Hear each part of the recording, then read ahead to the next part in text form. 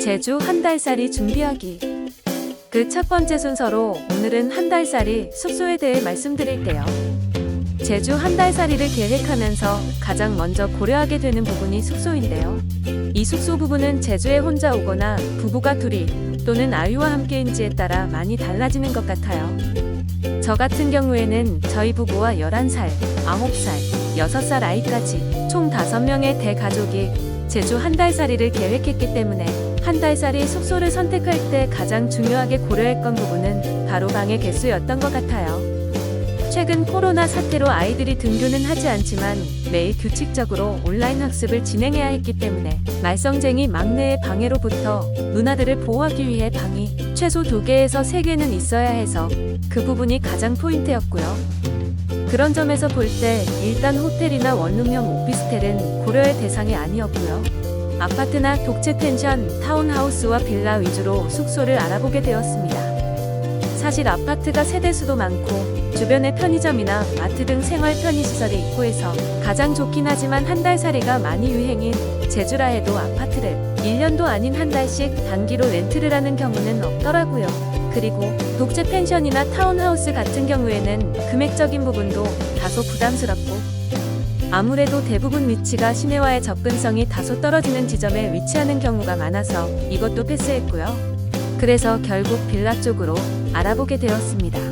기본적으로 빌라는 30평대만 돼도 제가 원하는 대로 방이 2개에서 3개가 있고 육지 사람들의 제주살이 붐이 불면서 한 달살이, 1년살이를 타겟으로 해서 한 달살이 용으로 빌라를 기본 생활이 가능하게 세탁기, 냉장고, 식기류 등을 풀옵션으로 준비해서 임대하는 곳이 많더라고요.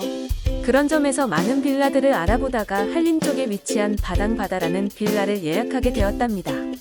일단 한림이 위치적으로 제주시와 많이 멀지 않고 제주 한 달살이의 중요한 이유 중 하나인 아이들의 물놀이와 뛰어놀기를 위한 한림 해수욕장이 지척에 있고 방도 3개로 넉넉했기 때문에 모든 조건에 만족하는 숙소라 예약을 했습니다. 숙소에 대한 디테일한 부분은 나중에 따로 영상으로 올릴게요.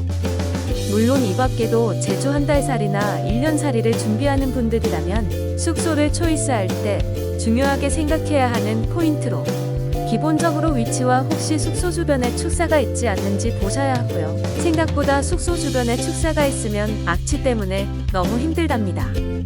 주차 공간은 넉넉한지, 마트나 편의점 등 기본 시설은 가까이 있는지, 그리고 중요하다면 중요한 배달 음식이 배달이 되는지도 체크를 해가면서 숙소를 결정하시면 좋을 것 같네요. 그리고 육지 사람들이 제주살이 초반에 가장 힘들다고 말하는 전 개인적으로는 10년을 살아도 적응이 되지 않을 벌레 출몰에 대한 부분도 민감하신 분들은 꼭 체크를 해봐야 할 것 같아요.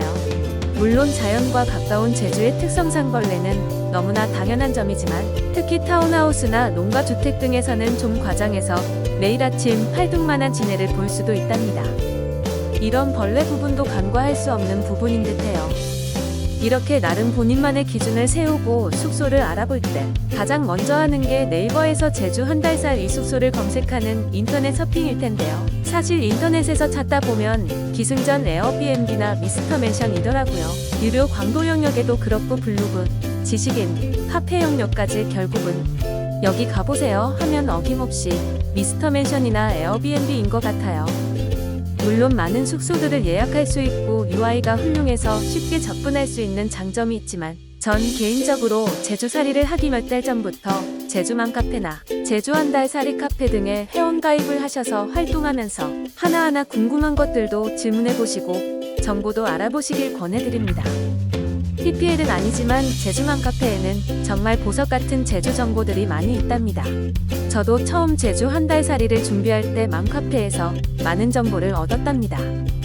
제주에는 습기가 많아서 빨래가 잘 마르지 않아서 건조기나 제습기가 완전 필수라거나 아무래도 남쪽 끝자락이다 보니 장마가 일찍 온다는 점, 그리고 육지와 다르게 당일 배송 택배 따위는 사치라는 점.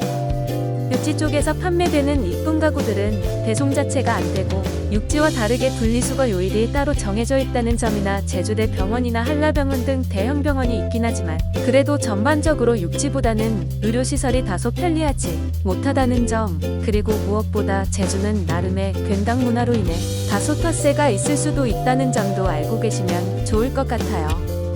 일단 오늘은 이렇게 제 기준에서 제주도 한 달살이 숙소를 결정하는데 필요한 정보에 대해 말씀드렸습니다.